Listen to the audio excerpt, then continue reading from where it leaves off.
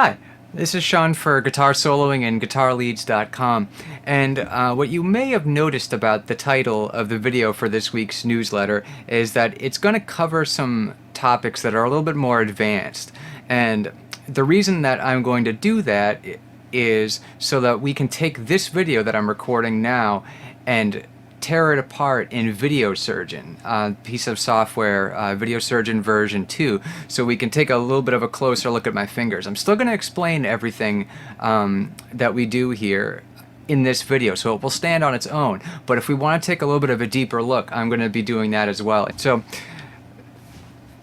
the first thing we have to get under our fingers for this week is a 6-note scale fragment, and it's going to be in E minor, and what we're going to do is, starting on the lowest two strings, we're going to play 2, 3, 5,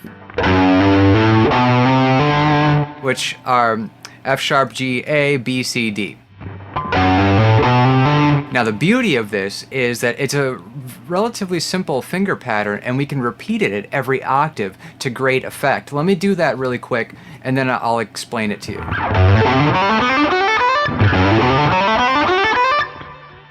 So you hear this big flurry of notes and it's like, whoa, that sounds really cool. But it's actually really simple. I'm just repeating that at every octave. So we start at 2 on the lowest two strings.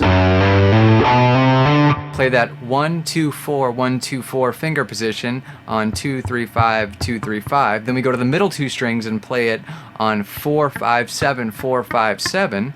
And then on the top two strings at 7, 8, 10, 7, 8, 10. And each time we're just playing the same 6 notes, F sharp, G, A, B, C, and D. So you'll be surprised at how quickly you can get pretty proficient with this. So now what we'll do is we'll play an exercise with that. What we're going to do is, it doesn't really help to just ascend, just to go up and do nothing else with it. So what we're going to do is we're going to make a 16-note pattern out of that. We're going to ascend, descend, and then ascend again. So what we're going to do, it's going to sound like this. Now I'm going to repeat that at every octave. So I'm going up,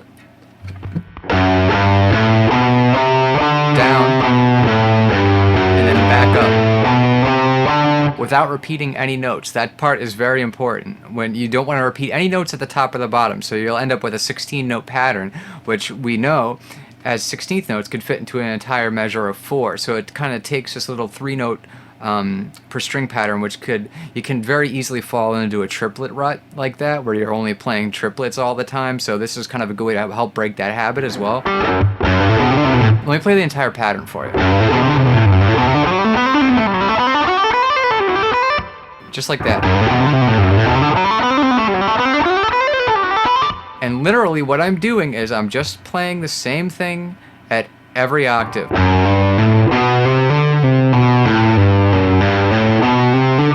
Starting at 4 on the middle two strings. Now starting at 7 on the top two strings. So here's what my thought process is while I'm playing this. I'm thinking 2, 4, 7. And I know that my fingers aren't really changing what they're doing at all. I mean, of course, they're conforming to fit the smaller frets as we get up higher, and they're applying different amounts of pressure in order to compensate for the strings. But ultimately, they're kind of stuck in the same shape, and you end up with this really cool sounding pattern that it doesn't take too much out of you to play. So that's one thing. And I will be dissecting that further on the Video Surgeon video. Let's do one more really quickly. This is going to be a concept called sidestepping, and it sounds like this. Let me give you a sound of it. I'm going to play a pentatonic pattern really quick, and then I'm going to work into my sidestepping.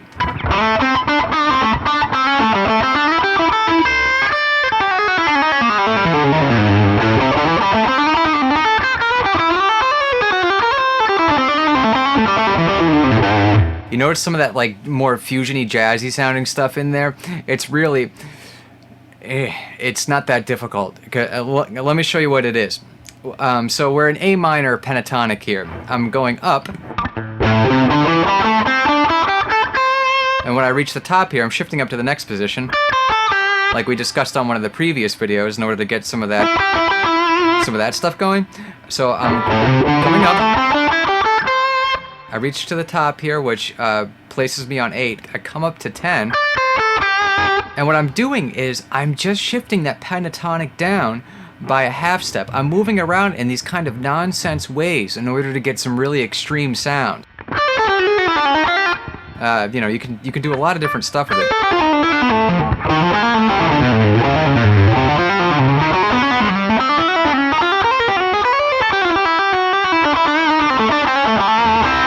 And as long as you come back into your normal pentatonic, you always have to figure out how you're going to get out of it. That's the one caveat here. You always have to keep in mind, when I'm playing this, I'm not necessarily thinking about what I'm playing quite as much as I'm thinking about how am I going to get out of this? How am I going to get back in key? Because it can sound really awesome, really like extreme, great sound, but you have to be able to land it, because if you don't, it's just going to end up sounding like a bunch of nonsense.